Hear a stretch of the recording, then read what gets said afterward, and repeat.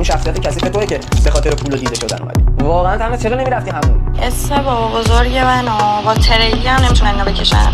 فقط نهایت همجوری بتونن گوخوریشو بکنن. بابا یارو گراگیه، یارو معلوم الحاله. خب من کارم با آرتیستاست، کار سینما و اینا رو که بذاریم کنار.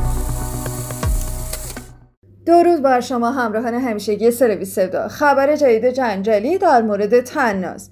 ساره دوست نگار و ادمین سابق اون در جنگ و جدالی که با طناز بینشون همچنان برقراره، ادعای جدید و پر سر صدایی در ارتباط با طناز کرده که مربوط به پدر و مادر طناز و گذشته اونهاست. ولی از اونجایی که تیم ما از صحت این خبر مطمئن نیستن، ترجیح دادیم از منظر عرفی وارد جزئیات خبر نشیم، ولی پاسخ طناز رو با هم دیگه میشنویم. ببین یعنی اسم بابا بزرگ منو با تریلی هم نمیتونن اینو بکشن. فقط نهایت همجوری بتونن گوخوریشو بکنن.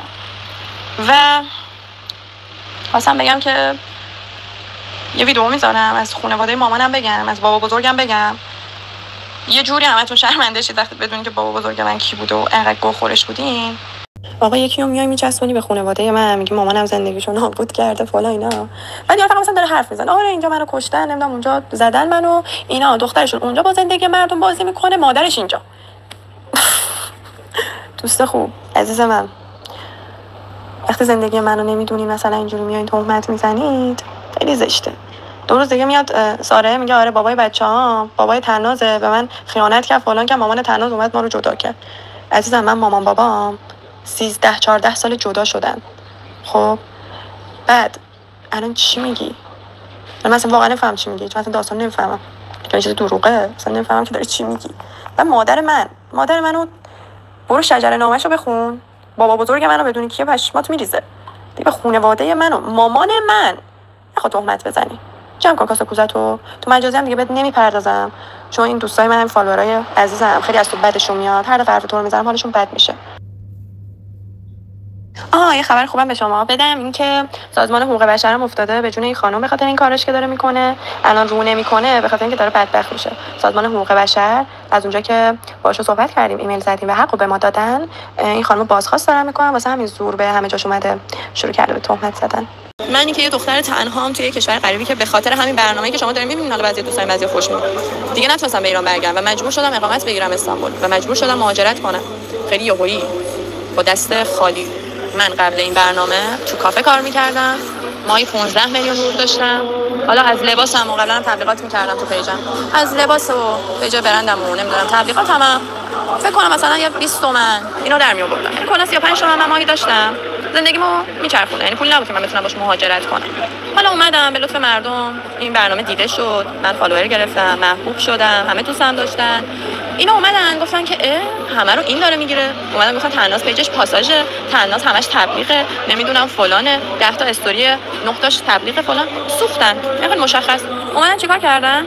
یه رباتی هست، حالا من زیاد اطلاع آنچنان، یه رباتیه، اینو هزینه می‌کنی، کامنت فیک، ریپورتی برای یک پیج اینا رو میزنن که مثلا میگم شما مثلا تو پیج یه نفر اصلا طرفو نمیشناسه، میری کامنت ها رو میبینی مثلا 4 نفر نوشتن این بیشوره، تو هم نوشته خب پس تو بیشور، و اینجوری مردمو کشیدن سمت خودشون و نون از سفره من برداشتن که الان میگم وای نگاه کن فلانی تبلیغ داره تو نداری. من مثلا اونا نیستم یا میگم بریم ریپورت کنیم، بریم فوش بدیم، یا میگم بچه‌ها دارین کم کاری می‌کنین، امروز 2 تا تبلیغ گذاشته دارن نرفت ریپورت فوش بدید.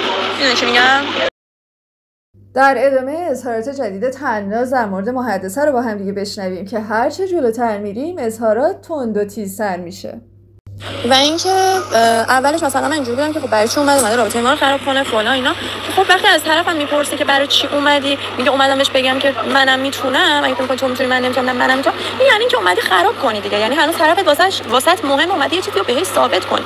یه خودمون رو گول نزنیم دیگه. وقتی تو میای یه موضوع کلوچه رو اونجا میگی، یعنی هیچ چیزی پیدا نمی‌کنی از شاهین، میای یه موضوع کلوچه رو، یه موضوع نوشابه رو میگی واسه خورد کردن شاهین یا حالا تخریبش، و از هر چیزی استفاده می‌کنی برای اینکه پسر منو خورد کنی یا منو زده کنی. حالا جلوتر می‌بینید من بذارن توی ادیت یا منو بکشن کنار، رو می‌بینی با این اینجوری کرده با تو بدتر می‌کنه. هر کار می‌کنن که منو شاهین جدا کنی. و کلا من از این کار شاهین هیچ دفاعی نمی‌کنم.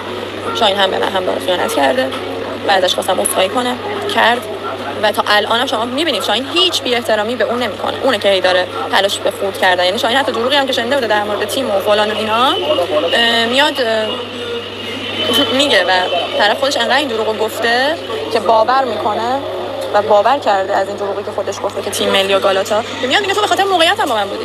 دختر خوب قربونت برم. یعنی واقعا خودت در خودت هیچ چیزی نمی‌بینی که میگه به خاطر موقعیتم، به خاطر موقعیتی که نداشتی. بعد تو میگی من شاهینو فرستادم توی این برنامه که جلوی پیشرفتشو نگیرم. جلوی پیشرفتش تو چی؟ توی یه رابطه‌ای که معیارش ماچ و بوسه و بغله و اسمش عشق ابدیه، میای توی این برنامه میفرستیش که پیشرفت کنه. یعنی تو میگی برو با احساسات یکی دیگه بازی کن، ولی بعدش برگرد پیش من. کار خودت پس دادی. برو حق داری واسه پیشرفتت با دختر دیگه با احساسات یه دختر دیگه بازی کنی، ولی خب تاش برگرد پیش من. خب حسی نبوده دیگه، خودت هم اونجا داری میگی، داری میمیری واسه تناز، این احترام که شاید به تناز میذاری هیچ وقت من نذاشته. یعنی مشخصه که چیزی نبوده، فقط یه ترحم و یه سه وابستگی بوده. البته که شاهین تا اطلاع ثانوی تیتر اصلی خبر هاست و همین منظور بریم اظهارات جدیدش رو بشنویم در مورد محدثه که این هم مثل تناز تند و تیزتر شده. در ادامه شاهین نسبت به صحبت‌هایی که ترانه و محمود راجبش داشتن هم ریاکشن نشون داده، با هم بشنویم. خانم با انقدر بی معرفت، انقدر بی لول، این همه مشکل خود منه و تقصیر خود منه.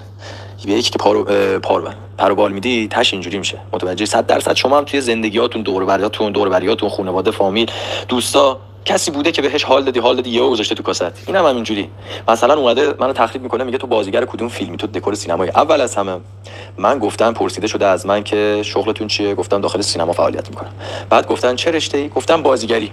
نگفتم من توی مثلا فلان فیلم یا نمیدونم سیب ممنوعه بود، عشق ممنوعه بود یا هزار تا فیلم دیگه، نقش دوم داشتم، نقش اول داشتم. گفتم آقا بازیگرم. خیلی جاها دیالوگای کمی داشتم و بیشتر اوقاتم به عنوان بدلکار داخل سینما هستم.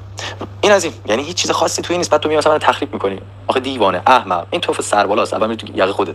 دومم حداقل مثل تو دروغ نگفتم که بعد یه سال دم بچهای دو میدان کار گرم که اومدن دروغتو در آوردن که تو یک دونه چی گفته بودی تیم ملی، بعد یه دونه استانی داشتی. ما هم اون روزای اولی چی گفته بودیم بابا کلایی. بعد این همه دروغ. توی تیم گالاتاسرای هم که نیستی، توی باشگاهش ورزش میکنی. اونجا هم که ورزش میکنی یکی از رفیقات که مربی اونجاست به تو گفته آقا بیا اینجا ورزشاتو بکن. حتی داخل تیم که نیستی هیچ برای ورودی هم تلاش نمیکنی. یعنی تلاش نمیکنی که چی میگن، برای ورودی گرفتن چی میگن، هیچ مسابقه تمرین چیزی انجام نمیدی، فقط اونجا داری تمرین میکنی. حالا ما اگه 4 جا اومدیم گندت کردیم، پر و بال بهت دادیم، دیگه فازشو نگیر. و بعدش هم حواست بازم دارم میگم به افراد کره‌گیر دورت باشه که هر جا که میخوای صحبت کنی یکی زبون تو میشه. این خانم گوشیم زنگ خورد، یکی زبون تو میشه. یا مثلا به بقیه آتو میدی که از طرف تو منو بزنن. اصلا که من که دردم که نمیگیره، خندم میگیره به احمق بودن شما. بابا برید یه چیز دیگه محتوا تولید کنید، اسم ویدیوهاتون رو بذارید یا شاهین یا عناز افشاگری از شاهین، اکس شاهین اومد، تو به هم اکس من داری شناخته میشی. برو نکن، زشته، خجالت بکش. یه ماه دیگه اینا رو میبینی بعد میگی چه غلطی کردم اینجوری صحبت کردم، زشته. آخه دور سرت بگردم من فدای تک تک شما بشم که اینقدر هرسی میشید یکی از این احمقا حرف میزنه. بابا یارو دراگیه، یارو معلوم الحاله. خب من کارم با آرتیستاست، کار سینما و اینا رو که بذارید کنار، کار کس منیجره، کارم با آرتیستاست، با کارگرداناست. بعد برای من افت شخصیت داره که بخوام بیام با امثال آدمای معلوم الحال بخوام یه پدو کنم. بعدن یکی از همین آرتیستا، یکی از همین رفیقا، یکی از شما عزیزا میگه آقا اون خره نمیفهمه، تو برای چی؟ یعنی تو هم گاوی نمیفهمی که آقا جواب اونو نده؟ ولش کن بذار این نه تنها این برگ همشون اهمیتی نمیدم، اصلا اهمیتی نمیدم. اینا تا 3 هفته آینده میتونن از این داستاناشون نسبت به من و تنها صحبت کنن، ویو بگیرن. از 3 هفته به بعد که تموم میشه بعد ببینیم اینها چه پلنی دارن. دور سرتو بگردم عصبی نشو، فدای سرت. اومدی یا دیده شدم؟ نه عزیزم، اون شخصیت کثیف توئه که به خاطر پول دیده شدن اومدی. واقعا تنها چرا نمیرفتی همون؟ الان خودم چند بار اینجوری روغن برداشتم زدم به سر تناس، خودم روغن میزدم به سرش که شوراش معلوم نشه. شاهین تو چقدر گرسنه و به درد نخوری شاهین، باورم نمیشه. ندیده بودم اومده جلوی دوربین چیکار داشت میکرد؟ اگر بخواد حکم پدر، مادر، پارتنر، خواهر، برادر، دوست اینا همه باشه، درسته این هست شما خیلی قشنگه ولی واقعا سخت. تو هیچ کاری واسه اون دختر نکردی تو رابطه، هیچ کاری نکردی واسه اون دختر تو رابطه. ادای آدم خوبا رو در نیار. اومدی یه دختر دیگه رو تو آبنمای خوابوندی فوتن. همه دیگه شناختنه، به درد نخور. میگم من اگه اون حرف نمیزدم فقط به خاطر اینکه محدثین ما دخالت نکن. منم گفتم چشم آقا رابطه خودتون من دخالت نمیکنم. آف کورس که پدر نشین مادر نشین. اگه بخواد آف کورس درست کنم بعد اینجوری درست کنم. آف کورس که من یه خیانتکار هیزم. آف کورس که من یادم به درد نخورم. آف کورس که من کلوچه دزدم. دوباره از خودشون و خانواده عزیز و محترمشون دوباره عذرخواهی میکنم. من با خانم محدثه دارم صحبت میکنم و خب متاسفانه اینقدر فشارها زیاد بود، همونجور که خودتون دیدید. هم برای خورده اونجا با صحبتاش به من فشار آورده بود. بالاخره یه چیزی بوده بین من و خانواده محترم ایشون، بالاخره اینکه در مشکلاتمو کمک می‌کنی. ولی اینکه خب برفرض من اونجا انقدر چون تحت فشار بودم و همونطور که میگم دارید می‌بینید من انقدر تحت فشار بودم و بالاخره صحبت‌ها و جو یه طوری بود که آره تو کار خاصی نکردی، تو اصلا کاری نکردی و بعدش من کارگردان و تهیه کننده و ادیتور درخواست کردم گفتم آقا اگر امکانش هست اینو پاک کنید. من واقعا نمی‌خواستم چه خیلی تحت فشار بودم. امیدوارم که خودشون و خانواده محترمشون همینم درک کرده باشن. من خودم حال دلم خوب نبود شب دوباره اون قسمت رو دیدم و همینجا هم دوباره از خودشون و خانواده عزیز و محترمشون هم دوباره عذرخواهی می‌کنم.